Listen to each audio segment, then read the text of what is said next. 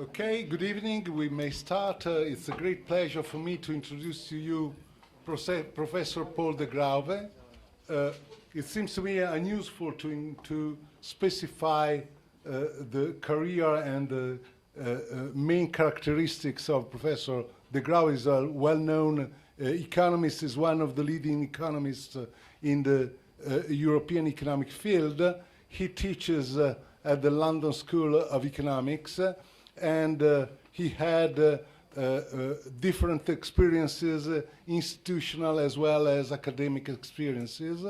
In particular, he served as a member of the Belgian Parliament since 1991 to 2003, and he was visiting scholar and visiting professor in a number of international universities. He thought before going to London School of Economics, he thought at Leuven University and in other university too. He is well known also due to the fact that he wrote a very important book on the main features of the European Monetary Union, and this is the topic to be addressed today in his conference. So it seems to me that it's unuseful to add other comments to Professor de Grauwe's career, and Paul, the floor is yours. Thank you very much. I think I will stand up. Thank you very much for these kind words. I'm very pleased and honored to be here. It's the first time I'm in LUISS, not the first time in Rome, I can tell you. Rome. Oh, maybe that's better. Yeah, okay. So I want to talk about the Eurocrisis, the legacy of the Eurocrisis, and then the future of the euro. But what can we learn from that crisis? And here's the outline of what I want to do. First, I want to talk about the legacy of the sovereign debt crisis that started in 2010, as you may know. And then, once I've done that, I want to focus on what I call the design failures of the Eurozone, where I will argue that the Eurozone is like a house that we built, but the architect somehow forgot to do a number of things, which makes the house not as comfortable as we had expected. And then in the third part, I will discuss issues that have to do with redesigning the Eurozone. What do we do to make it a house that we find comfortable to live in? And I will discuss the role of the central bank, the banking union, and finally, if you will allow me, I will start dreaming about budgetary and political union. I will argue, though, that we will have to fulfill that dream, otherwise the euro has no future. Okay, let me start with the legacy of the crisis. Here I show you a little graph that illustrates how the Eurozone has been split between creditor and debtor nations. What I show you here is the cumulated current accounts. Those of you who know these concepts will immediately recognize what I'm talking about. Essentially, the current account position of a country measures whether a country is spending more than it is producing or spending less than it is producing. If a country is spending more than it is producing, it has a deficit and has to borrow, becomes a debtor vis-à-vis the rest of the world. And countries that spend less than they produce have surpluses on their current account and therefore accumulate claims on the others. So they lend to the others. And what do we see here is the following, that over time, the Eurozone has been split between debtor and creditor nations. The debtor nations, mainly in the periphery, have during the early part experienced excessive spending. Quite often this was the result of a boom and bubbles. And this excessive spending, both consumption and investment, was made possible by borrowing from the creditor nations, Germany, Holland, Finland, these countries, Austria.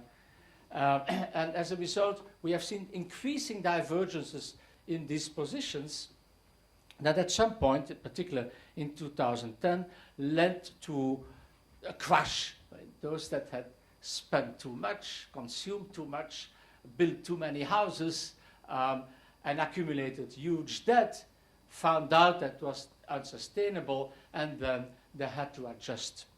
And so these imbalances have led to great problems within the Eurozone.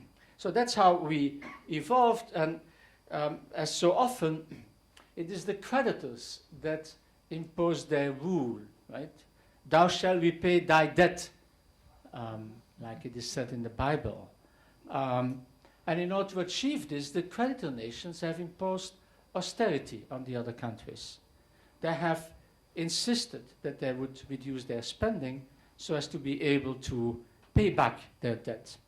And this has created an asymmetric adjustment mechanism whereby the debtor nations have been pushed into reducing spending so as to bring down their debt levels, while the creditor nations have done nothing, creating a deflationary bias. Let me show you this in the following way.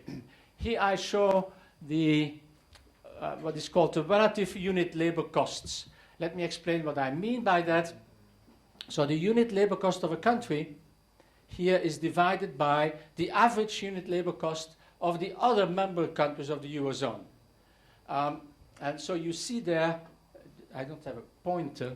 Do you have a... You, I don't think so. and I can start... I can... Yeah, with the mouse. Yeah. But does that show? Yeah. Okay, good. So here, for example, you see Ireland, right? So Ireland experienced a boom prior to the crisis. This led to higher wage and price increases in Ireland. Until at some point this had become unsustainable, too much debt accumulation, loss of competitiveness, and then adjustment had to be done.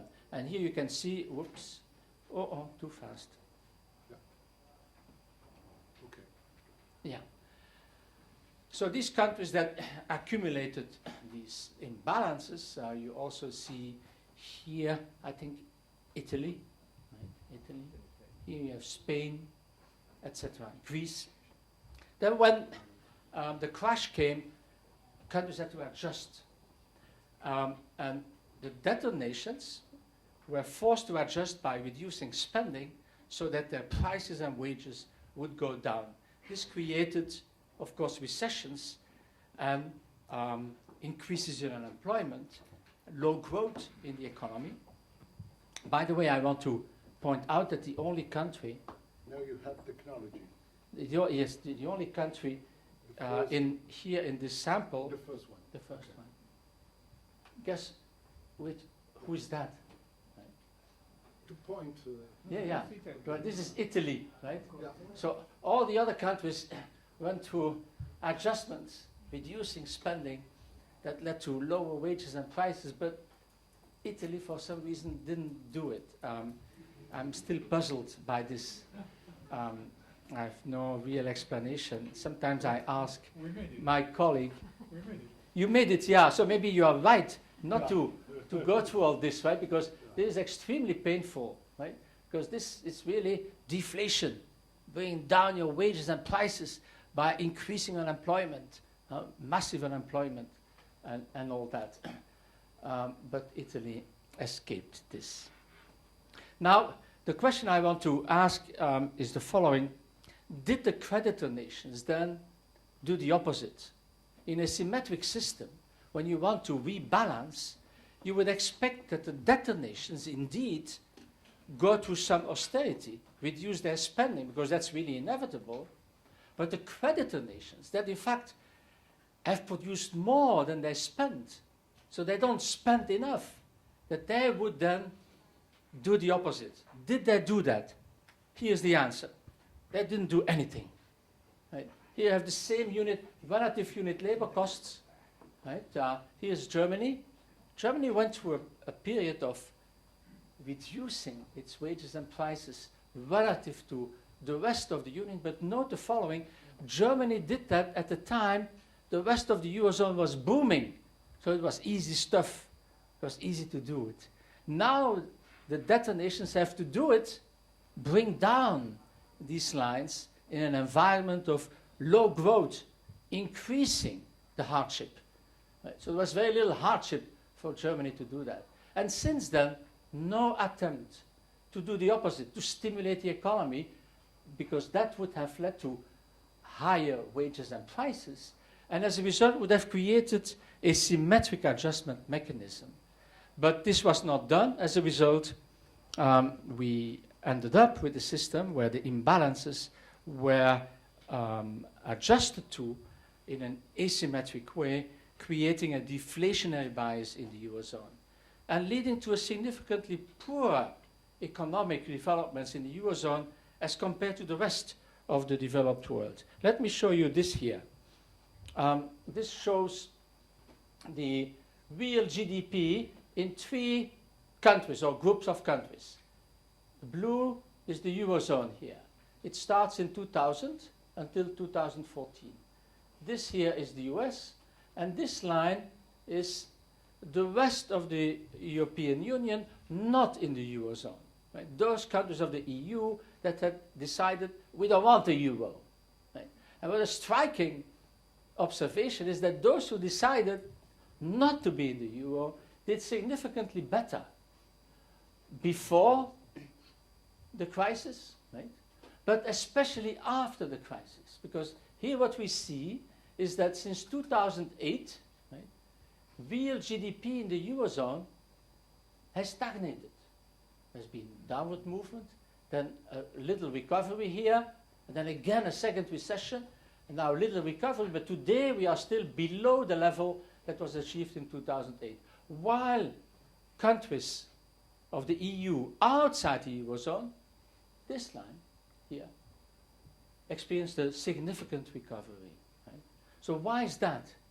Well, my answer is it has very much to do with the asymmetry in the adjustment mechanism, where those that created deficits and excessive debts were forced into austerity, while those who had a credit position, were lending to these countries, failed to stimulate their own economy, and as a result, creating a deflationary bias in the Eurozone that has led to zero growth, high unemployment, difficulties in resolving budgetary problems, because we know that if there's no growth, it's extremely difficult to resolve budgetary problems, right?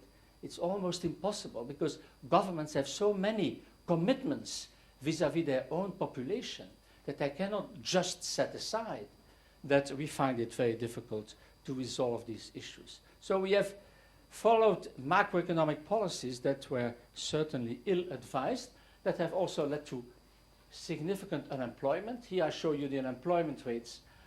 This is the Eurozone, and you can see that in the rest of the EU, also in the US, from 2010-11, unemployment started to decline. That did not happen in the Eurozone. Here we have then a very paradoxical situation, isn't it?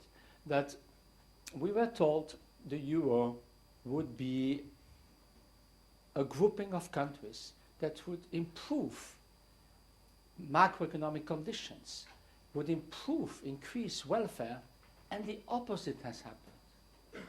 And that creates a very fundamental problem for the euro. And it's no surprise that so many politicians in many countries take up this point and say, well, we can do better outside, right? And so that is certainly something we should be careful about.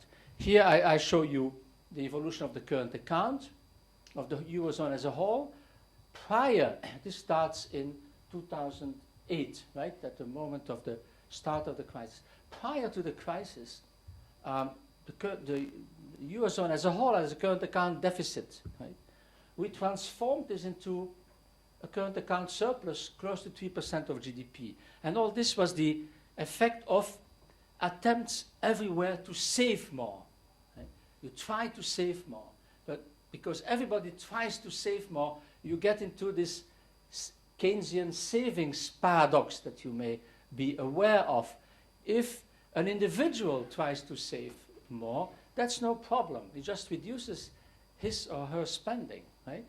And the income flows remain the same. But if a collectivity of individuals starts or tries to save more, that affects income flows. That is, if I save more, in other words, I spend less, that means less income for others who will then also want to save more and therefore spend less, which will hurt my income. And in the end, you get into this negative spiral that has been at the core of the problem. And there has been an unwillingness in Europe to recognize this problem. Instead, policymakers have continuously focused on structural reform. And of course there has to be structural reforms. But structural reforms had absolutely nothing to do with this crisis. The crisis was one where macroeconomic management was ill-conceived, leading everybody at the same time to reduce spending, and they're pushing them into deflation. And the deflation you see here also, inflation in decline. This is the inflation in the Eurozone. This is in the US. And you can see that now we have hit the zero bound of inflation, also indicating that all this, the result of all this was a failure of macroeconomic management, where we created a deflationary machine, right? So, as I already mentioned earlier, one of the paradoxes of all this is that the ultimate objective, that is to reduce the debt burden, right? That's what you want to do when you do austerity, right? You reduce spending in order to reduce the debt burden so that it will be easier to service that, was not achieved, because what we do observe is that the countries that were forced into austerity, in fact, their debt to GDP ratio continued to increase. No surprise, because the debt to GDP ratio is a ratio between the debt and GDP. And if you do deflation, well, the denominator is likely to drop, raising the debt burden. So you reduce the capacity of countries to service their debt. So that has been also the outcome. But the result is that the legacy of this approach is that now countries face significantly higher debt burdens and that they will have to deal with. My contention is that the more symmetric fiscal adjustment, creditor nations stimulate their economies and debtor nations inevitably have to reduce their spending, that a symmetric approach would have made it much easier to deal with this problem and would have reduced the cost of the rebalancing of the Eurozone economy significantly. And here I come to something that most economists do not take into account, that is the political implications, right? We have created governments also because we wanted institutions that give some measure of protection against movements in capitalism, right? Capitalism is a wonderful system, but it's one of booms and busts, right? And periods of prosperity and optimism, and then crashes and declines. And governments have been created also to give some protection. And if we now come into a system where increasingly less protection is being given to citizens, that undermines the legitimacy of governments. People say, but why do we have these governments, right? And so that is a political, it leads to a political problem that we see everywhere in this country, in many other countries.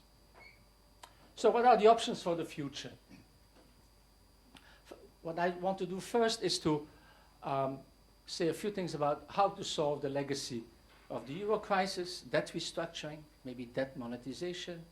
And then I will focus on an important part of my talk, which is these design failures. Right? I will explain what I mean by that. I will in fact argue that many of the problems we have experienced recently have to do with the fact that the Eurozone was ill-designed. There were design failures there that we will have to correct if we wanted to survive. So solving the legacy problem. I think it has become clear now that for a number of countries, the debt levels have become unsustainable. And when they become unsustainable, there's only one way out, which is restructuring, right? Some debt forgiveness, some debt reduction. Let's not forget the following. It takes two to tango, like they say, right? If some debtors have been foolish in building up too much debt, and surely there have been foolish debtors, it must also be true that there have been foolish creditors. Right? If the debtors did not see that they would not be able to sustain their debt, the creditors were also blind. Or maybe they were not blind and saw it, but expected other things to happen, like, for example, governments bailing the private creditors out. So here, responsibility of this crisis is a shared one, right? It's shared by both debtor and creditor nations. Unfortunately, in the north of Europe, this view is not recognized. We have this view that there are good and bad countries. The good countries are in the north of Europe. They have had virtuous policies. They should not change their policies. It's the others who should change. And this moral attitude, moralistic tone, has been very important in explaining why we follow the macroeconomic policies that I've been talking about.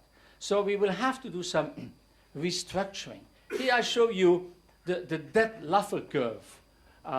You may know the Laffer curve, which is a relationship between tax rates and tax revenues. And it also looks like this. On the horizontal axis, you set out the tax rates. For example, income taxes, right, from 0% to 100%. 100% means you take away everything from the people, right? And on the vertical axis, you set out the tax revenue for the government. And there's a non-linear relationship, right? If you increase tax rates too much, then people will not work anymore. If you take away everything from them, they just will not work anymore. Very few, only the fools will work, and or the saints, right? They are close, right? Right. So, and we have this non-linear relationship. We have something similar with debt, right? Here, debt is the position of the creditor, right? So a creditor is facing a sovereign debtor. If the creditor, and this debtor has a high debt level, right?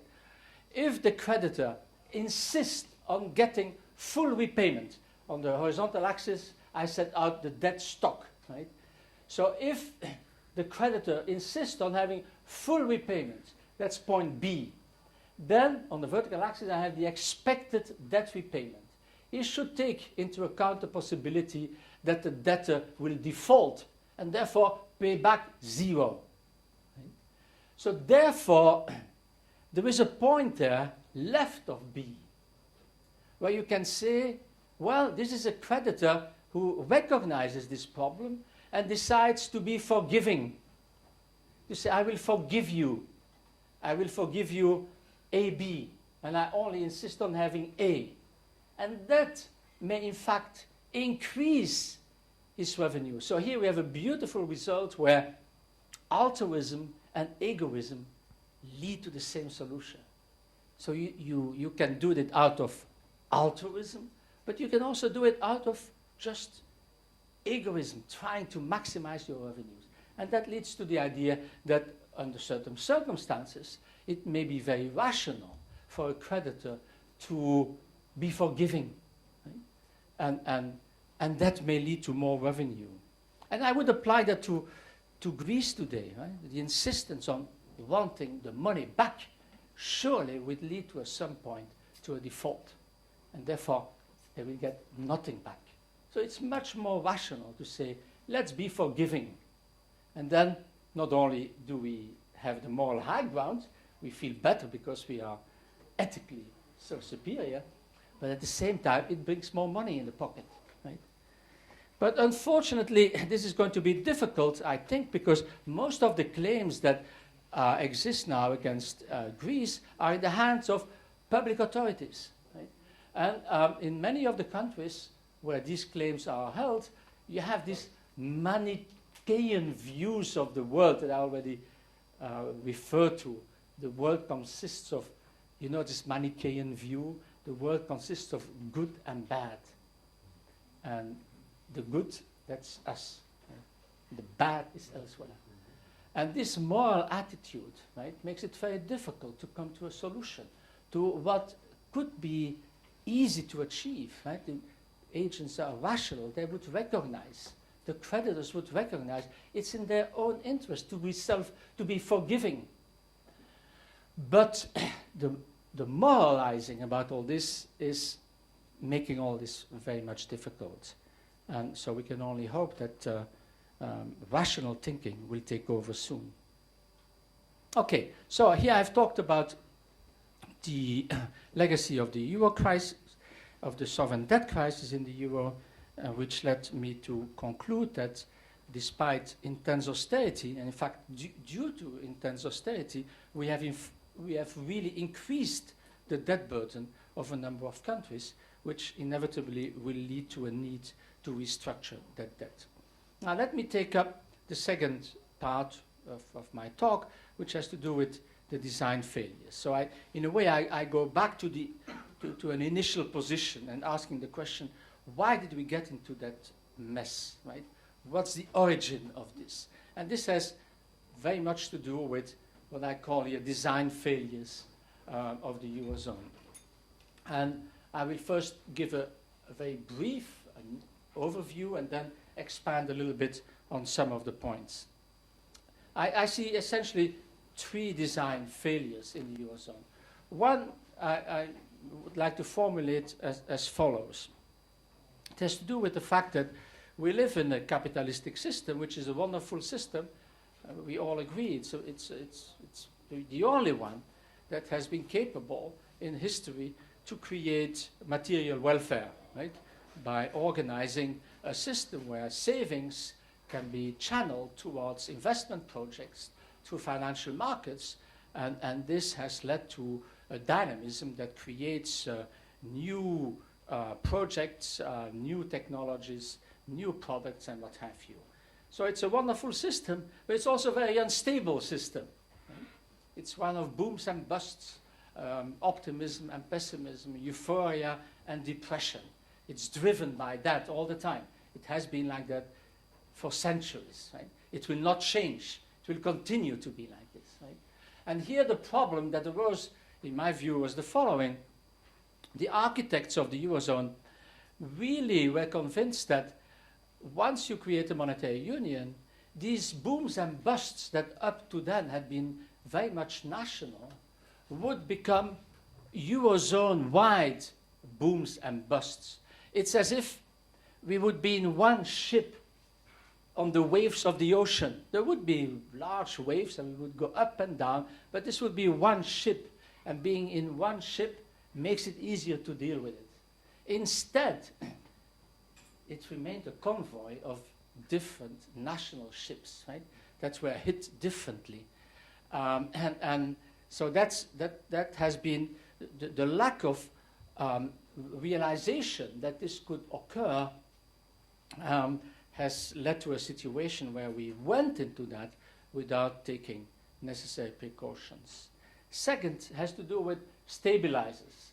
I will explain what I mean by that in a minute, but there were a number of stabilizers in the system prior to the entry in the Eurozone, but these stabilizers existed at a national level. And when we created the Eurozone, we abolished these stabilizers at the national level and did not create something similar at the Eurozone level, thereby destabilizing the system. And finally, it's about what is called the deadly embrace between sovereign and banks. One thing we have learned, and this was not sufficiently recognized, is that when the sovereign is in trouble, the banks are in trouble. When the banks are in trouble, the sovereign is in trouble. So they embrace each other. It's a deadly embrace. When one falls off the cliff, it pulls the other one also in the ravine. And this has been a feature of the system that was also not recognized, and we have tried to solve that in the meantime, and I will say a few words about this later. So let me take up these different points in somewhat more detail. The first one has to do with these booms and busts. You may ask the question, why is it that although we had centralized money, these booms and busts did not become a Eurozone-wide boom and bust? And here I come to the following answer. It has to do with the fact that this monetary union was incomplete. We created a monetary union, centralizing money, creating one central bank, but all the rest of macroeconomic policies was kept at the national level. So it was incomplete.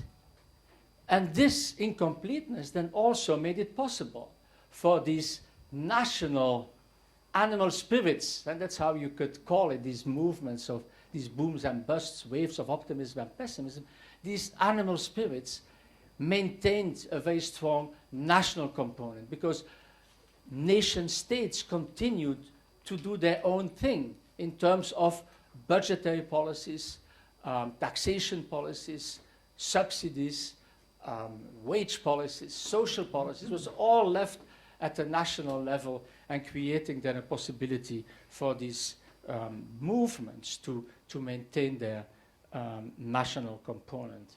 And so as a result, we experience these diverging movements where some countries experienced booms and others a recession, leading to the large imbalances that I documented in the beginning of my talk.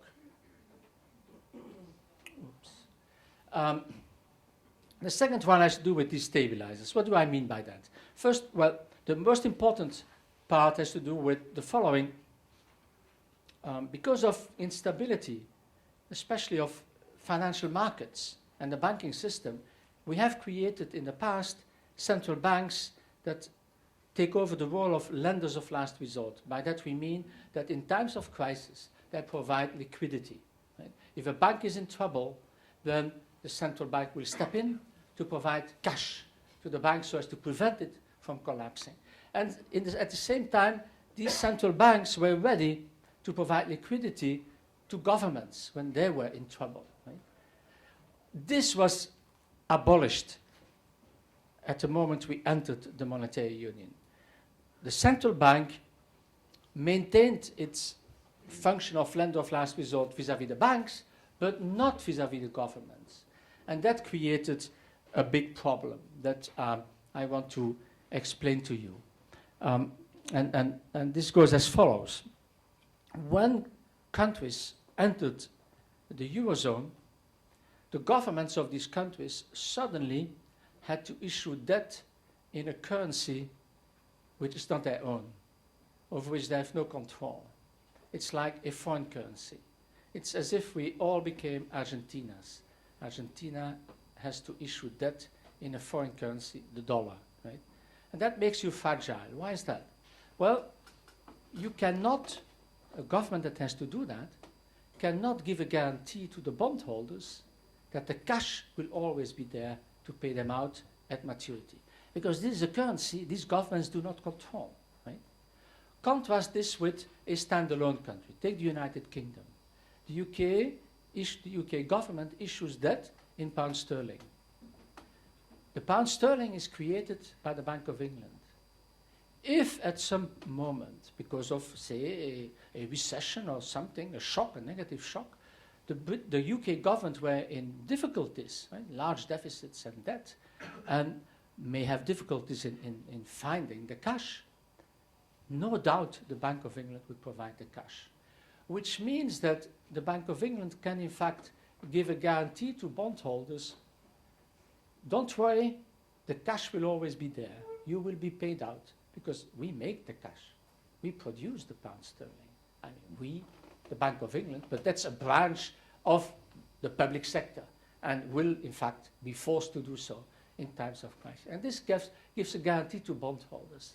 This guarantee governments in the Eurozone cannot give. The Italian government cannot give that. The French government cannot give that, right?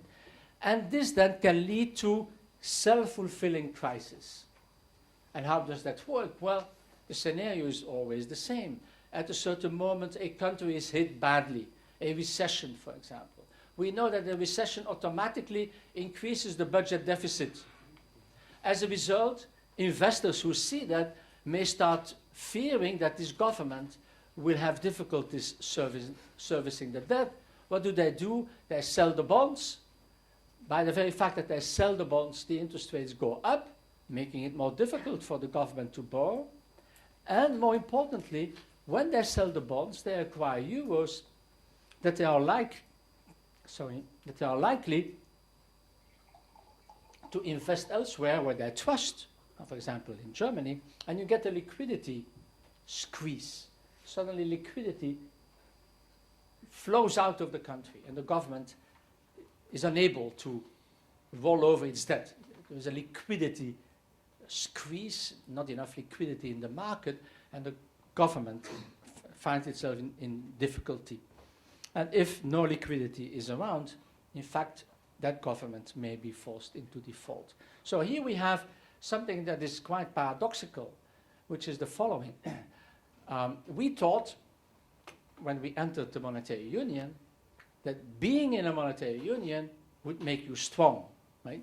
That's what we tend to think. Together, we are stronger. In fact, in the Eurozone, together means each of us has become weaker.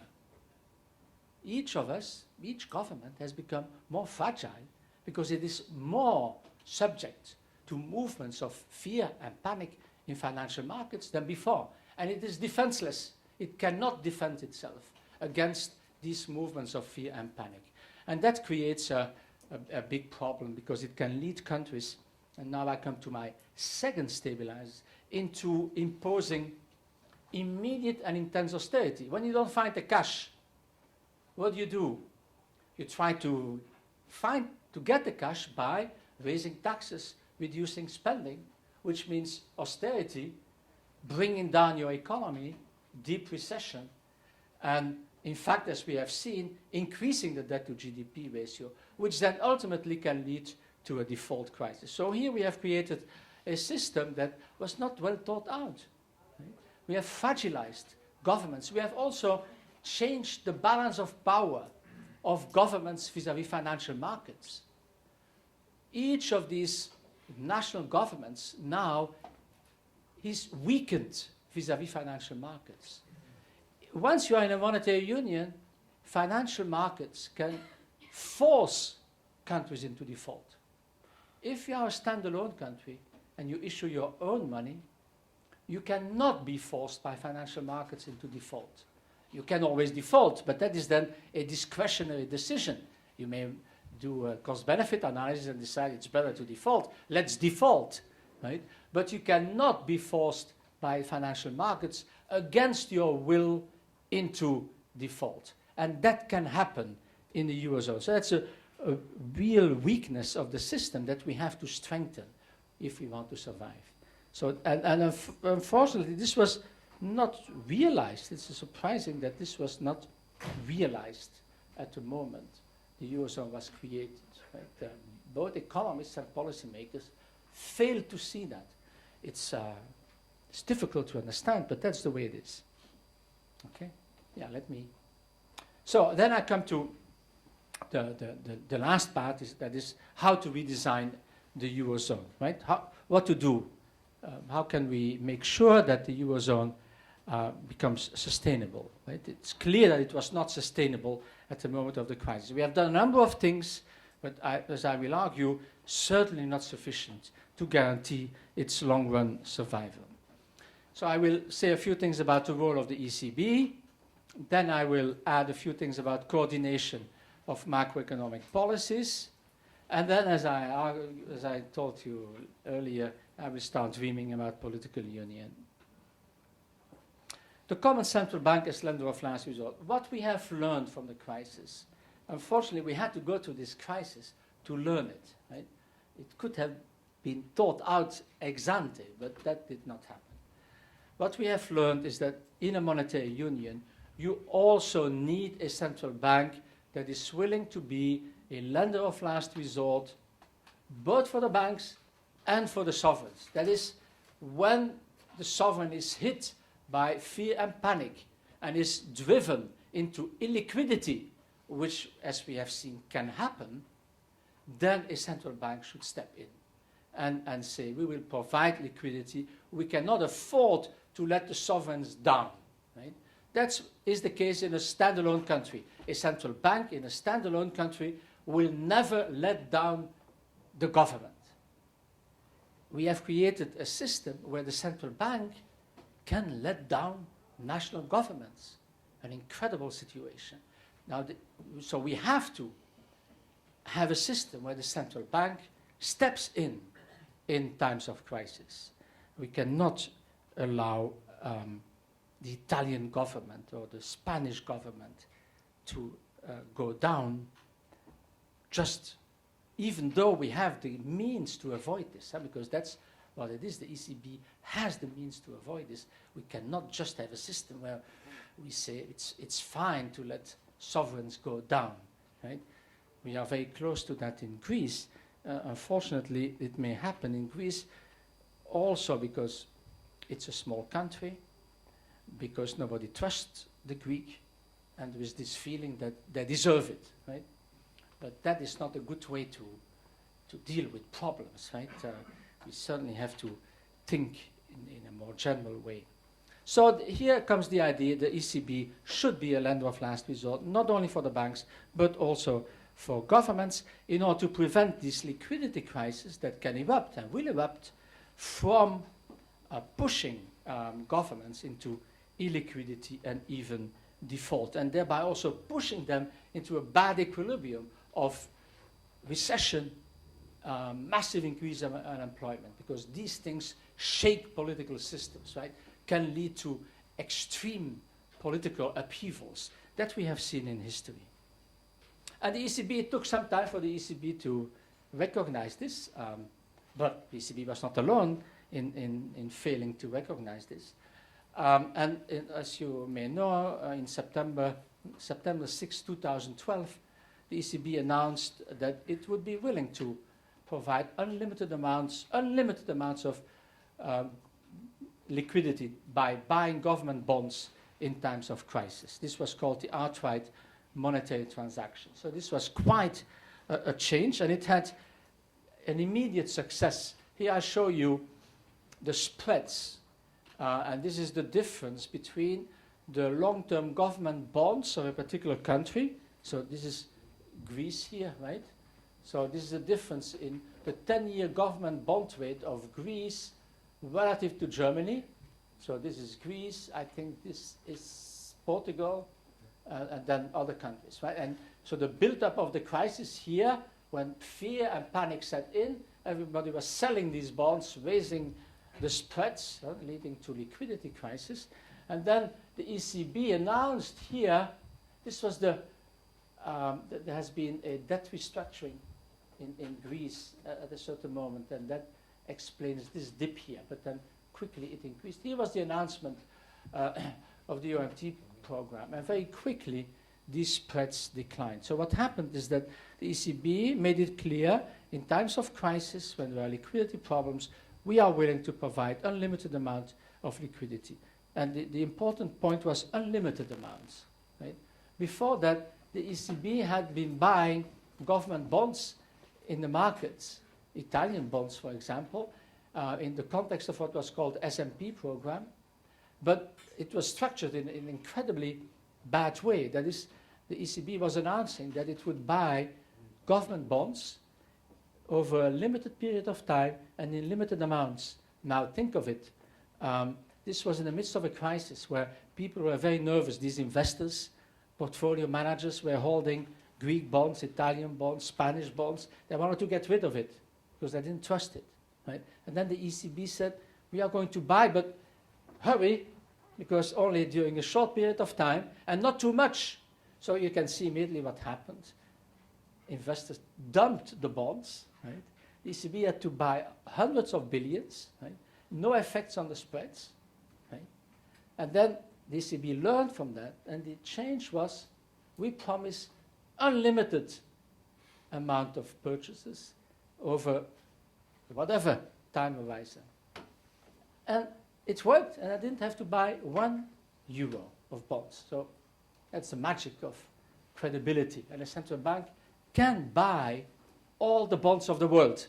The ECB can, technically, if it wants to, buy the whole of the Italian government bonds, the French bonds, the German bonds, name it. It can do it. I'm not saying it should do it, but it can do it. And it said, we are willing to go that far. And that beat the market. Then suddenly it became interesting for private investors to buy these bonds, because when the Greek spreads there of 30%, which means that you could buy these bonds that promised, say, €100 at maturity for a fraction, €20 or something. So suddenly these investors said, it's time to buy, we can make a lot of money here. And the spreads declined. So it was a beautiful thing. It worked very well. And so this certainly stabilized the Eurozone. It was the right step to do so. And the ECB certainly saved the Eurozone, right? Unfortunately, the ECB then waited too long to stop the deflationary dynamics that I showed you earlier. And it took the ECB to January of this year to start acting with the QE program and buying effectively government bonds. And now it has started to do so. And I think it was the right action. Again, too late, I think, but certainly it has to be applauded that the ECB did it. And I think it's already starting to work. Here I show you the balance sheet of both the Fed, here the blue line, and the ECB, the red line, right? And here's something remarkable occurred since 2013. The ECB, in fact, contracted its balance sheet, and the Federal Reserve increased its balance sheet. So this was the QE program of the Fed, right? Massive amounts of liquidity that certainly helped the US economy to revive again. And at the same time, until now, 2015, ECB shrunk its balance sheet, reduced the amount of liquidity in the system. This was not very wise, I would say. But now the ECB has said that it's going to increase it, and we should move up here, right? Probably to this line. Still far from what the Fed did. Huh? Those who say the ECB is doing too much, well, they should look at the Fed, who has been much more active than the ECB was. Yeah. Okay. Yeah. Let me go a little further. So I think this was the right decision. The ECB certainly saved the Eurozone, but there are governance issues that I want to say a few things about. In a way, you can say that the ECB now has become very much like other central banks, Federal Reserve, the Bank of England, that are committed to do the things that I just described, that is, in times of crisis, provide liquidity in the government bonds market. And the ECB now has committed itself to do so. But there is a big difference, though, which I want to say a few things about. and that has to do with the following. In the US and in the UK, there is a primacy of the government over the central bank. That is, in times of crisis, it will be the government, the sovereign, that prevails over the central bank. So if the UK government is in trouble, there's no doubt that the Bank of England will have to provide liquidity, because the sovereign, who is politically legitimate, has to prevail over a central bank. This is not the case in the Eurozone. The ECB has promised to do so, but all these sovereigns, in fact, depend on the goodwill of the ECB to provide liquidity. And so here we can say that there's a primacy of the central bank over governments in times of crisis, which I think is unsustainable for the following reason. The ECB consists of unelected officials, while governments are populated by elected officials. It's, in my view, it's not conceivable that governments, like maybe the Greek government is too weak and too small, but Italian government or the Spanish government or the French government will accept to be pushed into insolvency while unelected officials in Frankfurt have the power to prevent this, right? But refuse to do so. I think this will not be accepted. When this is tested, it will be rejected, and rightly so. I think in the end, in times of crisis, it's the sovereign that should prevail over the central bank. Of course, this creates a problem, which is that we have also created central banks as independent institutions. In normal times, we say to the central bank, you are independent. Here's your mandate. You have to maintain price stability, and we will let you do so without intervening. And that's the right model for normal times. But when crises erupt, that in fact are existential for the sovereign, then this cannot be maintained. And that also puts limits to the independence. The independence of a central bank, like any other institution, cannot be absolute. At some point, you must be able to set it aside because other more important interests have to prevail. And so we have created, so in a way we are in a conundrum, a problem, right? We need the ECB as a lender of last resort to maintain stability in the system. But the way we have done it now is in fact unsustainable because, as I have argued, it depends on the goodwill of unelected officials, right? And we cannot maintain such a system. So how do you solve this? Well, I see only one way out, that is to create a Eurozone government at par with the ECB that in times of crisis will prevail over the central bank. But that is part of my dreaming already, right? Creating a political union. So here you see that what we have done up to now has stabilized the system, but that's only temporary. It's only a temporary solution. It's not a governance structure that we can maintain indefinitely. At some point, we will have to go forward and create deeper political union to sustain all this. Otherwise, this will be rejected. I come then, so I stressed a lot the role of the ECB. There are many other things to do. I will be a little shorter about this. One has to do with coordination of macroeconomic policies. Remember what I told you in the beginning, we have these divergent movements, booms and busts, that lead to imbalances, right, and that create the kind of problems that we have seen. What can we do about it, right? Well, here there's the idea, let's try to coordinate macroeconomic policies. I think that's the right direction. It's also a very difficult one. And now the European Commission, as you know, has the legislative power to do that, to monitor the imbalances, the macroeconomic imbalances, and also to push countries to act, right, to do something about it. So, for example, the Commission now has a whole scoreboard of macroeconomic variables, the current account, competitiveness, other things like house prices, to monitor developments in real estate markets, and to push countries to make adjustments before it becomes worse. So that's certainly the right thing to do, but unfortunately it continues to be implemented in an asymmetric way. Right? For example, these current account imbalances are seen very differently. In principle, the idea was symmetric. Countries that have a current account deficit should reduce spending. Countries that have a current account surplus should increase spending. Right? But the politics of all this is that it's very difficult to push the surplus countries to spend more.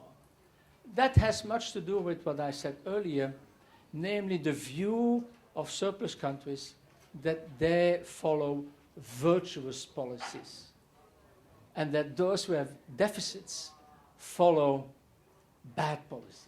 A deficit is bad, a surplus is good. And then it's very difficult for the European Commission to go out there and go to the good countries, quote unquote, and tell them you should change your policies. Because the people in these countries think we do the right thing. We are virtuous. Why do you single us out?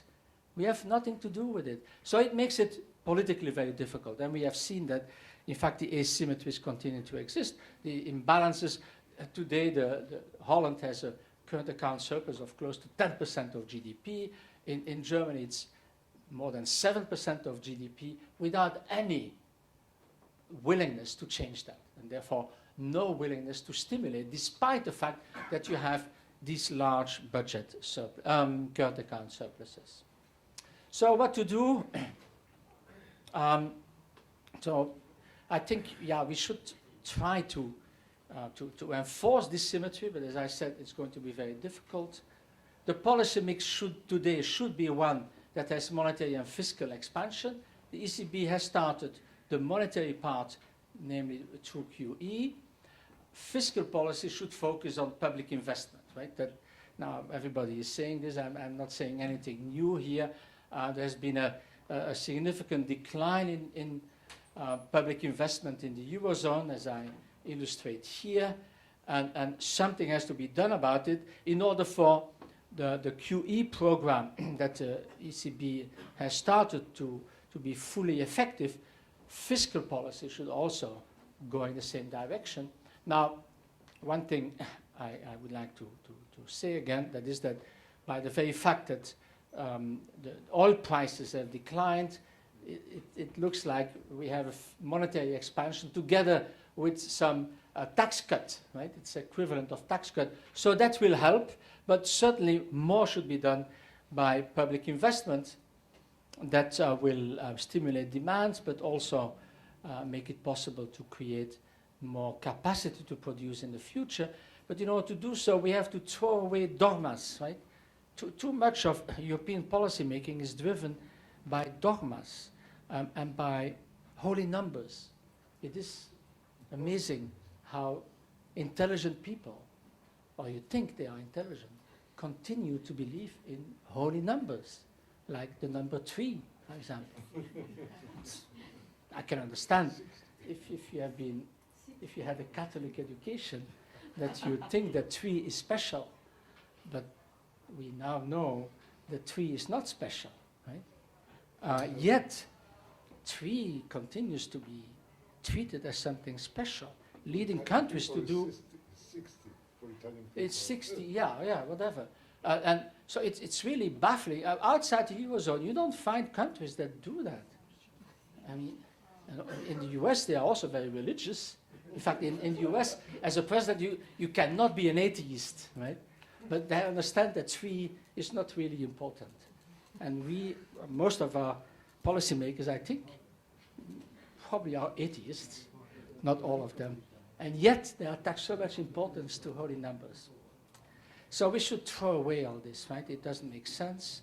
Also, the idea of a balanced budget, with the fiscal compact, balanced budget idea has been imposed in many countries in the legislation, but think about it, right? It really implies that all investment should be financed by current revenue. Now, suppose we were to introduce that rule on private companies. Right? We would tell them, because there have been some companies that issued too much debt, from now on, you cannot issue debt anymore.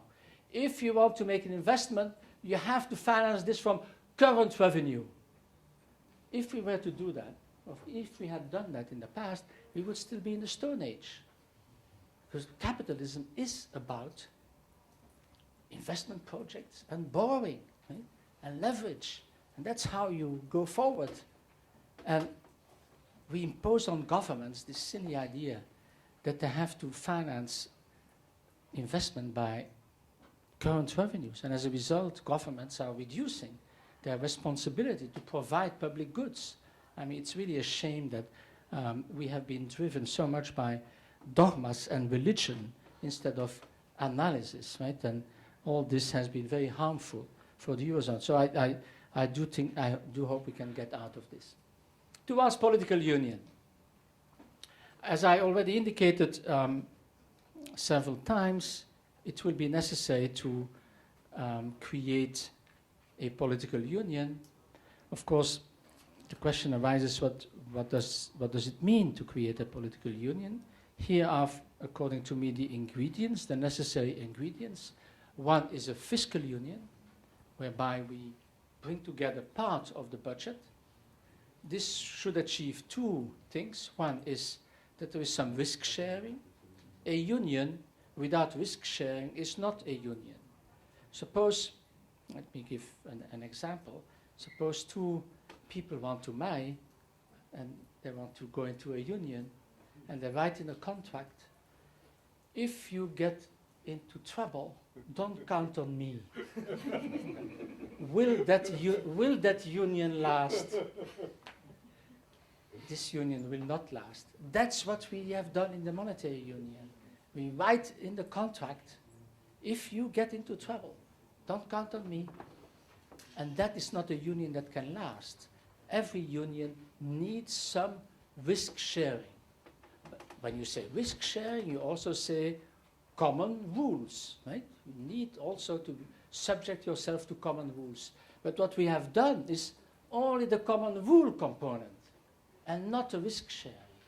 And that is unfinished business. So we have to go in that direction. Otherwise, the monetary union will not survive. So put differently, in order to make the euro in the long run something that can be sustained, we have to embed it in a country. The euro is a currency without a country, and therefore, if we want to keep it, we will have to create a country.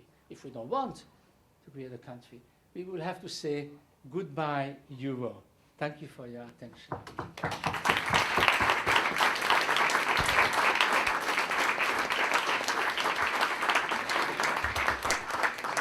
Many thanks to Paul de Grauwe for his quite instructive and stimulating lecture.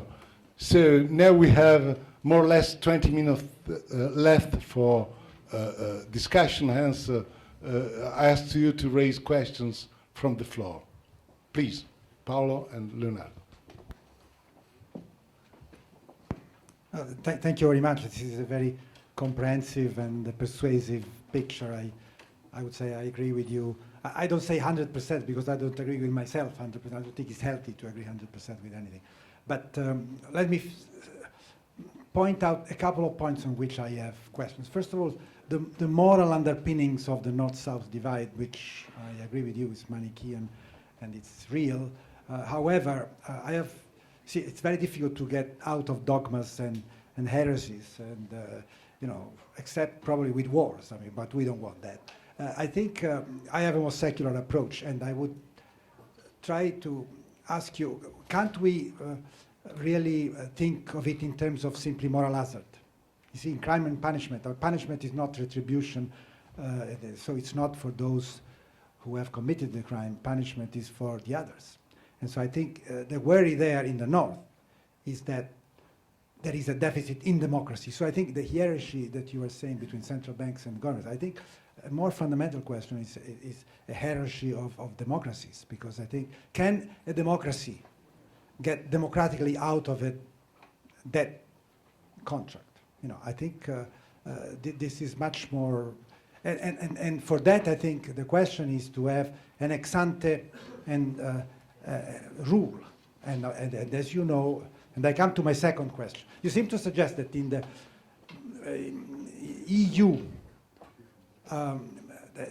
managing sovereign debt crisis somehow is impossible. It's very painful. While I think outside the EU, it's easy, because I mean anybody can get out of a sort. I don't think this is right, actually. I think I understand that within a monetary, within the euro, addressing deficit, debt restructuring, sovereign crisis is more complicated as some special figure. But outside of the euro, it's even more complicated. I mean, would it be easier for Greece outside the euro to get out of the sovereign debt crisis? Was it easier for Argentina? Was it easier for the Asian countries? I definitely don't think so.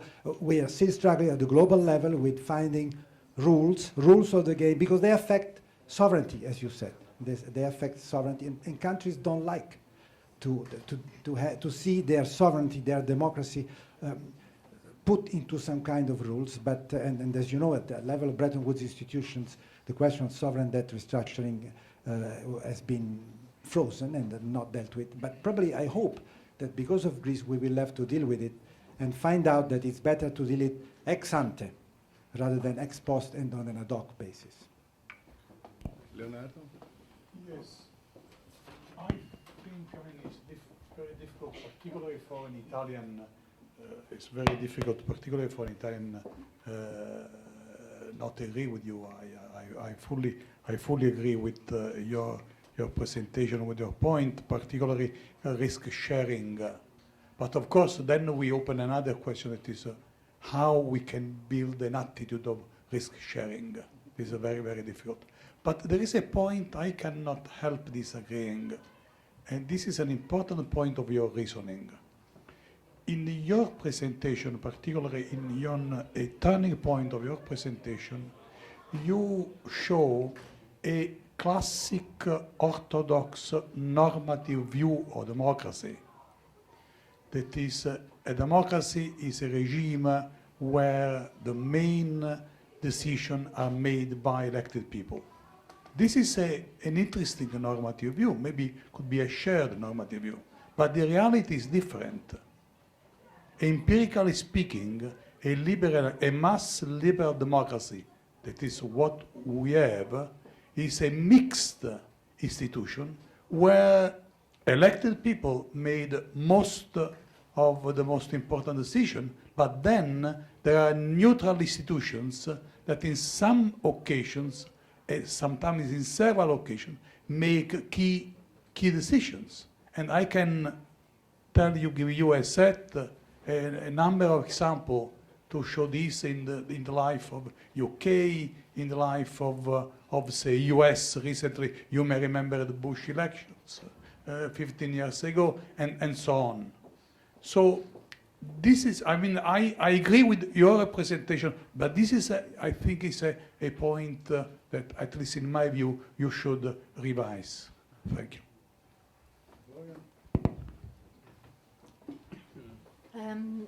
I agree with your analysis. For many years, I used your slides of sovereign debt in Europe for my lessons. But I have questions on your positive part. You raised the issue of governance. And actually, the European crisis has put in doubt a faith I had in technocracy versus political environment. But actually, the European system, the Eurozone system, is not a domain, a primacy of technocrats. And I give an example to you. For example, you quoted the MIP, no? The macroeconomic imbalances procedure. The MIP has thresholds for current accounts, surpluses and deficits. For deficits is 3%, 4%. And sorry, I was mixing with the MF rule. For surpluses were 7. No? So that is 6.9, something like this. 6. Okay. Anyway, was clearly designed for avoiding Germany to get over the threshold. Finally, they got over the threshold. But real technocrats, for example, at the IMF, they set 3% current account imbalances, plus or minus. Another example, deficit. We have 3%. The IMF had 5%, but if one wanted to spend time with a general equilibrium model to show that the country could have 7, they would accept 7. Another important, very important for Italy example is the structural deficit rule. we have seen that with the statistical manipulation for finding the potential output, we have now a bias towards negative output, potential output after a few years of crisis.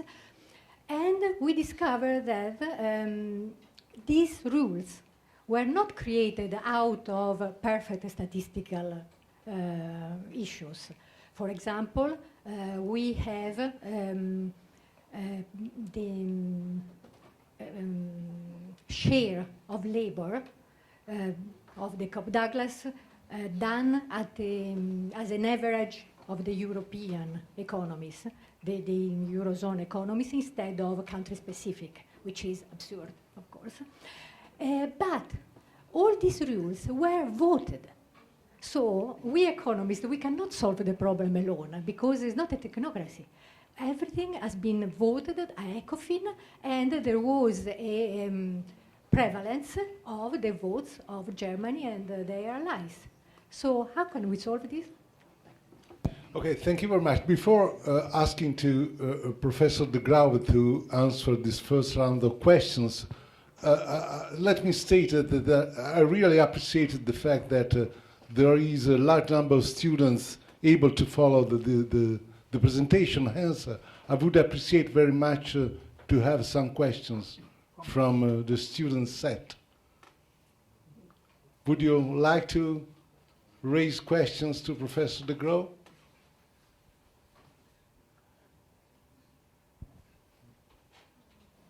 No one is, please. Okay.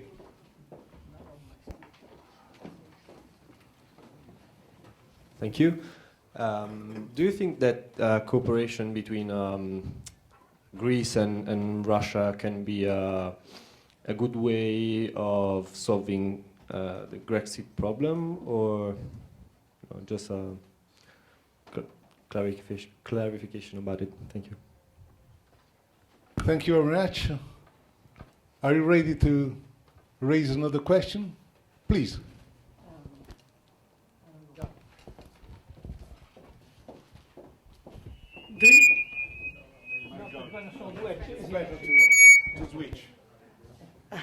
Sorry. Do you think that for the risk sharing we need Eurobonds? So is an issue simple, maybe? Not simple. And another question is about your graphic with the threshold in the A, the Lafayette curve. No, Lafayette curve.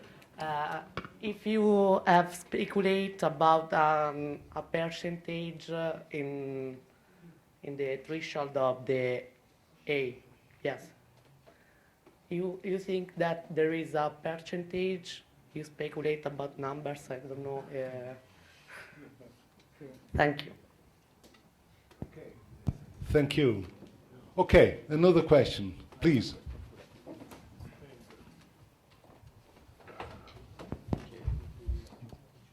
Do you have the microphone? Yeah. Okay, thank you. You said that there is a problem in morality, seeing economics with a moral point of view, so debtors and creditors. But when your conclusion is there should be a fiscal union to save the euro, that would mean, like, for example, that countries like Germany should provide fiscal transfers for periphery countries like Greece. But if Germany is one of the virtuous, the leader of the virtuous countries, how could the politicians convince the people who elected them that the virtuous countries now have to pay for those that were the bad guys, the debtor countries? Thank you. Let me now ask to Paul de Grauwe to answer the questions. No, please, Gianni. We will last with Gianni.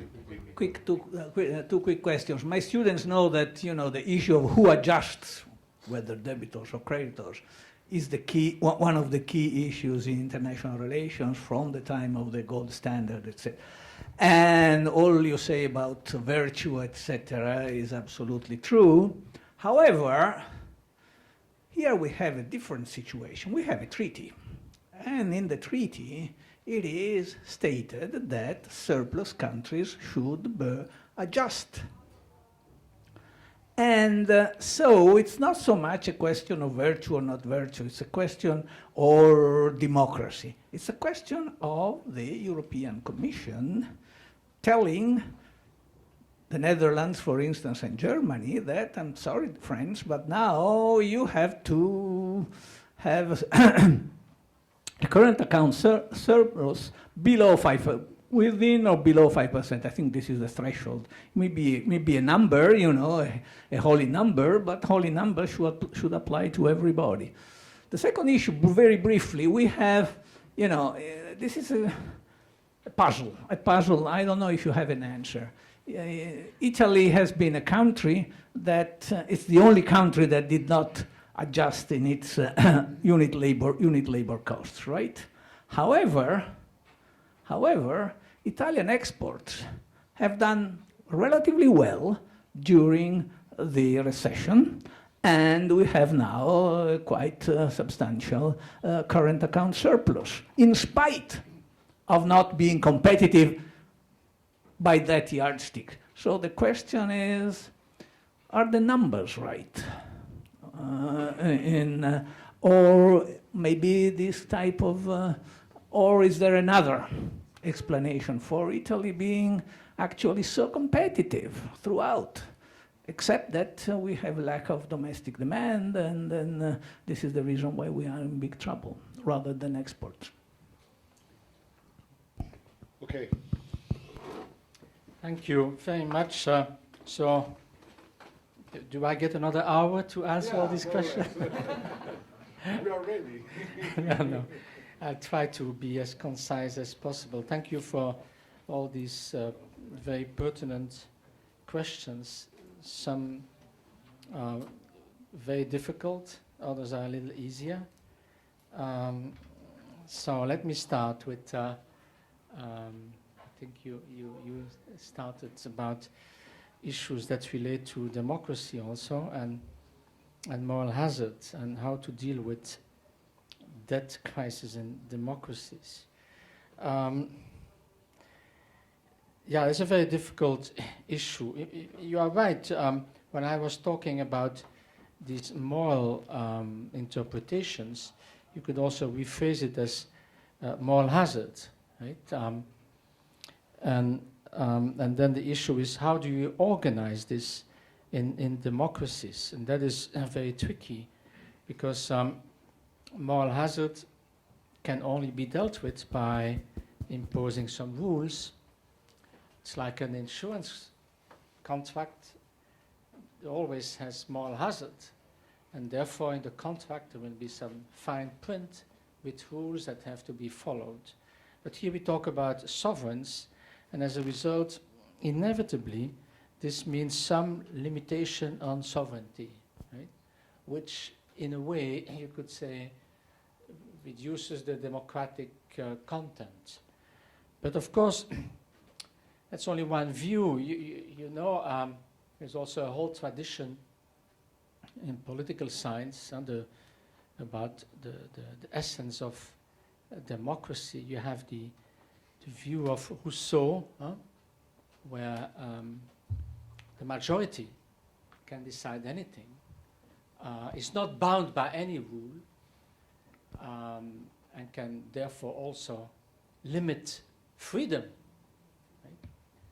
While there is another view, more Anglo-Saxon, I think, that says that, well, there are rules to which every democracy is subordinated, like freedom of speech, freedom of religion. So these are also rules that people can willingly decide to subject themselves to.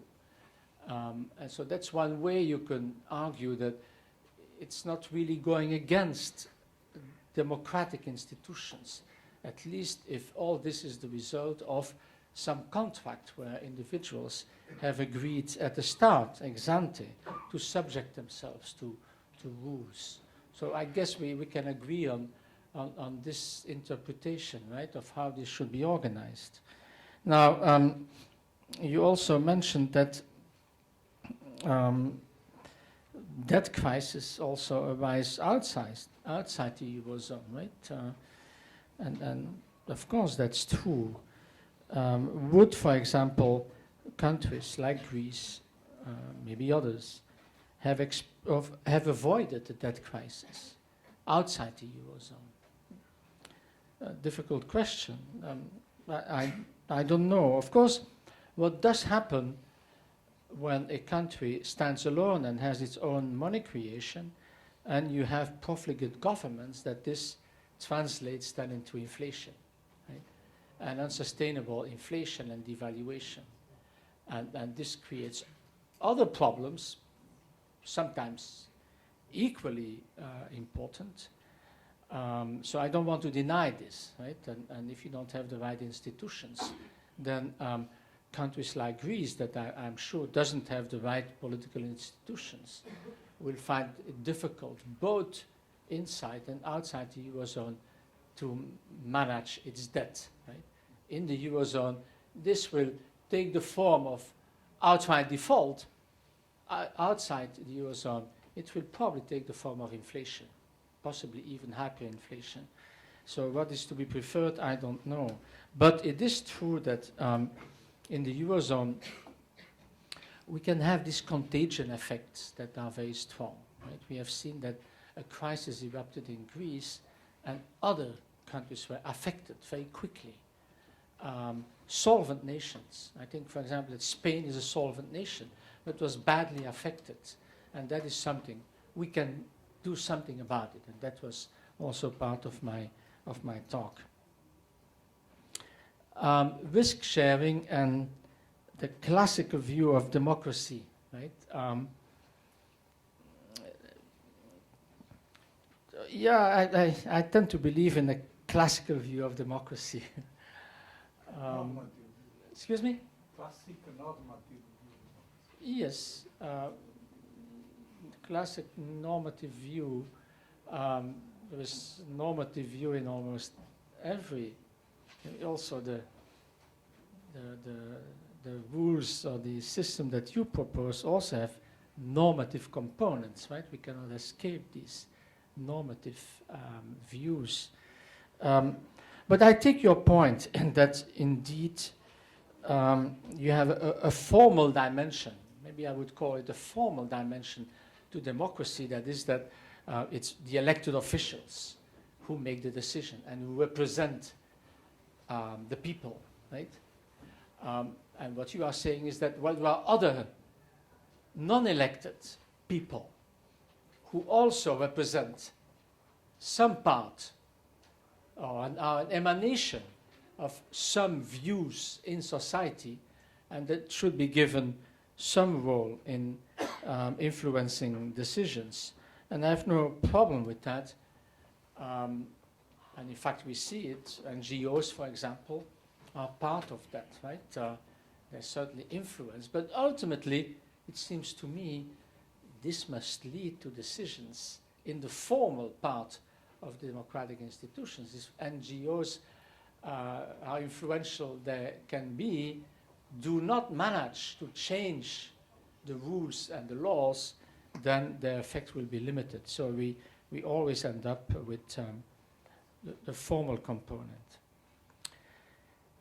Yeah, but I guess we can discuss much more about this, and I'm not really an expert to have any ambition to say the final word about this.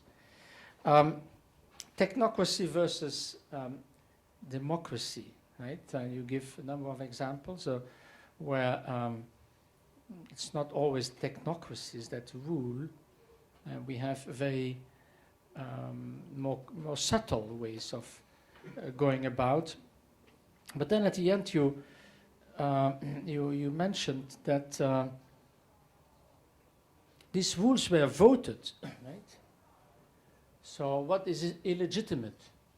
Right? For example, the Stability and Growth Pact was the result of a democratic process that led to these rules. Decisions about starting, for example, an excessive deficit procedure, and are made in the Council of Ministers, where it is also voted by politicians, right? That is the essence of your point here. But I would like to add the following. I don't deny this, but we have to create a governance structure where those who take decisions also bear the political costs of these decisions. And that, it seems to me, in many of these cases, is not what happens. When you take the Stability and Growth Pact, right, the European Commission starts an excessive deficit procedure against a country that has too high budget deficit and debt levels. This is then voted in the Council.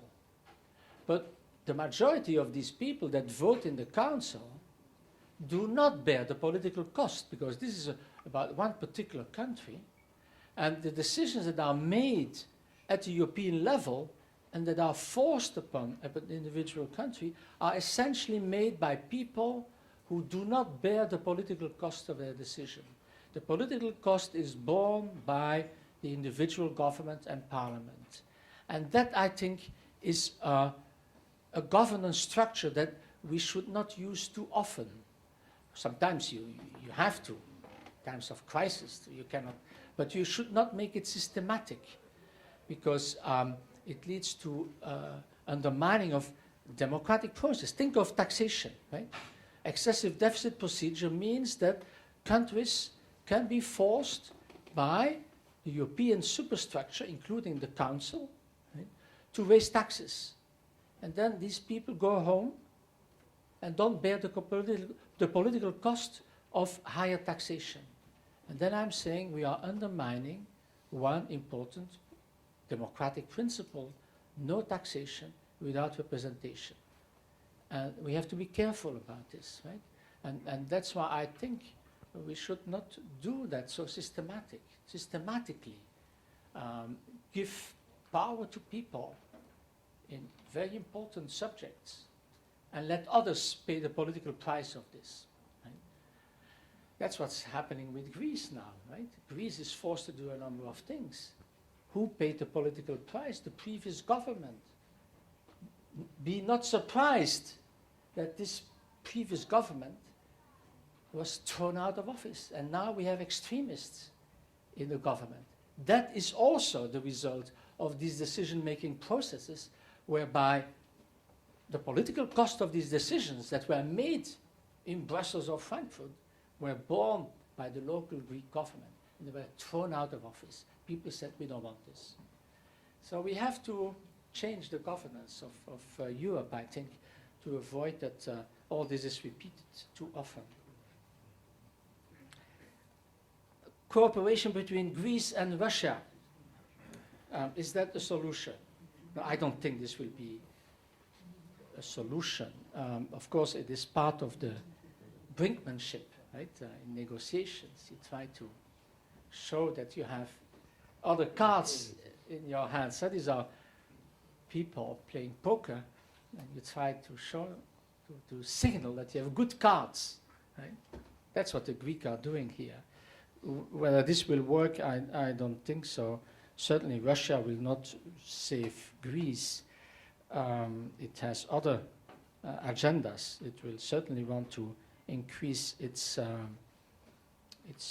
political and geopolitical influence, and that Greece can maybe offer to Russia, but I don't think it would be good for us that this happens, so we should not go any further in that direction.